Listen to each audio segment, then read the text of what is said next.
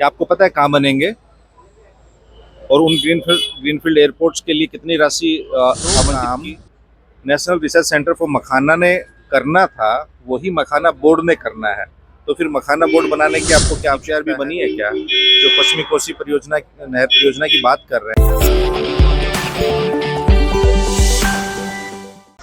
भाई हमने संसद में पूछा बिहार को आपने क्या दिया है, उन्होंने कहा 2 ग्रीन फील्ड एयरपोर्ट बनाएंगे। क्या हम आपसे पूछ रहे हैं क्या आपको पता है कहाँ बनेंगे और उन ग्रीनफील्ड एयरपोर्ट्स के लिए कितनी राशि आवंटित की? क्या आपको पता है? फिर उन्होंने कहा कि जो पश्चिमी कोसी नहर परियोजना है उसमें वित्तीय मदद देंगे। कितनी वित्तीय मदद देंगे? क्या इसका कहीं जिक्र आपने सुना बजट में या उसके बाद? फिर उन्होंने कहा कि हम मखाना बोर्ड बनाएंगे।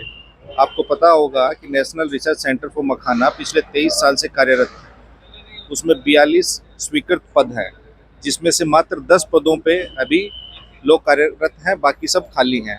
और मखाना बोर्ड का और नेशनल रिसर्च सेंटर फॉर मखाना का मैंडेट सेम है। मतलब जो काम नेशनल रिसर्च सेंटर फॉर मखाना ने करना था, वही मखाना बोर्ड ने करना है। तो फिर मखाना बोर्ड बनाने की आपको क्या आवश्यकता है? तो आप ये बताइए कि नया कौन सा बजट मिला? पिछले जुलाई में भी जो बजट पास हुआ था उसमें बोले थे कि बिहार को 60,000 करोड़ मिलेगा, यहाँ एक्सप्रेस वे बनेगा। आज तक डीपीआर भी बनी है क्या? जो पश्चिमी कोसी परियोजना नहर परियोजना की बात कर रहे हैं, वो 1961 से वो परियोजना, उसका डीपीआर बना था, 1971 से बन रही है वो नहर। तो उसमें मिला क्या है, हम वही तो पूछ रहे हैं। वित्त मंत्री ने सबके सवालों का जवाब दिया, हमने पूछा उसका कहीं कोई जवाब नहीं था। तो कौन सी गाथा, आपको क्या मिला है आप बताइए? कहाँ बनेगा एयरपोर्ट? बाद में उनके एक नेता का हम इंटरव्यू पढ़ रहे थे, उसमें उन्होंने कहा एक सोनपुर में बनेगा, एक राजगीर में बनेगा। कहीं जगह चिन्हित हुई है? और 65 माइल्स में पटना में और बीटा में पहले से एयरपोर्ट है, और राजगीर में और सोनपुर में आप बनाने की बात कर रहे हैं। 65 माइल्स में 4 एयरपोर्ट आपने कहीं फिर भी देखे हैं क्या? तो बिहार को बजट में कुछ नहीं मिला। मिलता होता तो इनसे सत्ता पक्ष से ज्यादा खुशी हमें होती, लेकिन क्योंकि बिहार का बंटवारा एनडीए की सरकार ने ही किया था। तो जो बिहार रीऑर्गेनाइजेशन एक्ट था, उसमें जो वादे इन्होंने किए थे उस वक्त एनडीए की सरकार ने, कुछ नहीं मिला। 2004 से 2009 जब हमारे अध्यक्ष, आदरणीय राष्ट्रीय अध्यक्ष श्री लालू प्रसाद जी यूपीए में थे, उस वक्त बिहार को प्रतिवर्ष 40,000 करोड़, मतलब 5 वर्ष में 2 लाख करोड़ का पैकेज मिला था। जितनी ग्रामीण सड़कें आप देख रहे हैं मनरेगा के तहत, प्रधानमंत्री ग्रामीण सड़क योजना के तहत उस वक्त बनी थी। अब कितने लाख किलोमीटर सड़कें बनी हैं, कितने लाख लोगों को प्रधानमंत्री आवास योजना का फायदा पहुंचा है? आप तथ्यों पे बात करेंगे, आप आंकड़ों पे बात करेंगे। आप खाली जुबानी खर्च से काम नहीं चलेगा। अगर आपके पास तथ्य हैं तो मैं चुनौती देता हूं, आप बताइए कि बिहार में कहाँ कहाँ एयरपोर्ट बनेगा और कितनी राशि आवंटित हुई। ये चुनावी वर्ष है, इसलिए ये बजट बिहार की प्रगति का नहीं है, बिहार के आर्थिक विकास का नहीं है। ये झूठ और जुमलों का एक दस्तावेज है।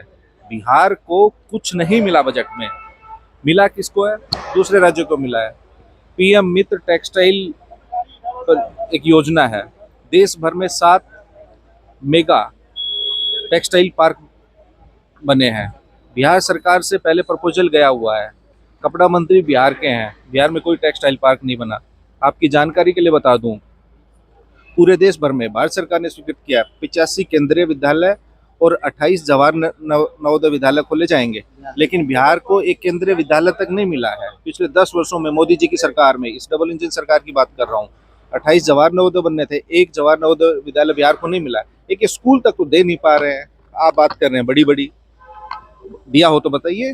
प्रधानमंत्री भी बिहार दौरे पर आ रहे हैं। अब तो चुनावी वर्ष है ना, खाली इस वर्ष अकेला बिहार में चुनाव है अक्टूबर नवंबर में, तब तक अब हर महीने आएंगे, हर महीने घोषणा पे घोषणा होगी। आप प्रधानमंत्री जी आए, उनका हार्दिक स्वागत है। प्रधानमंत्री जी हैं, देश के प्रधानमंत्री है, कहीं भी आ जा सकते हैं। लेकिन आप ये बताइए कि 2015 में प्रधानमंत्री जी ने 1,65,000 करोड़ के विशेष पैकेज की बिहार के लिए घोषणा की थी। प्रधानमंत्री जी भागलपुर आ रहे हैं ना, उसके बगल में पूर्णिया है। प्रधानमंत्री जी ने अप्रैल 2014 में पूर्णिया में कही थी कि बिहार को विशेष राज्य का दर्जा मिलेगा, विशेष पैकेज मिलेगा। तो 2015 में जो विशेष पैकेज था वो हेड वाइज आप बता दीजिए कि किस में कितना मिला।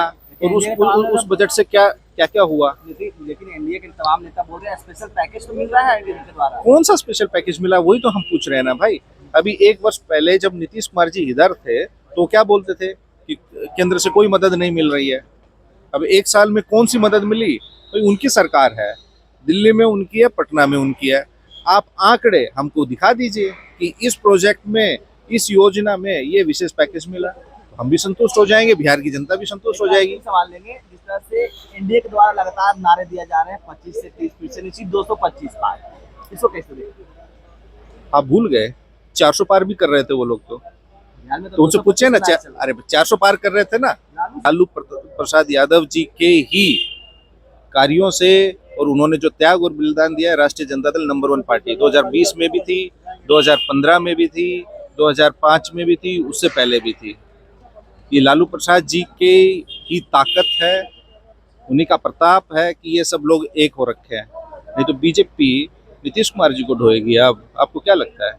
20 साल से आप बताइए, बिहार की जनता, बिहार के युवा, छात्र, शिक्षक, कर्मचारी, व्यापारी, किसान, मजदूर, श्रमवीर, कौन खुश है इस सरकार से? जिसको नौकरी नहीं मिली वो भी खुश नहीं है, जो नौकरी कर रहा है वो भी खुश नहीं है। ये सिर्फ हेडलाइन मैनेजमेंट की सरकार है, धरातल पे कहीं कुछ नहीं हो रहा। वास्तविकता यही है, ये खाली बैंडेज लगा के सरकार चला रहे हैं।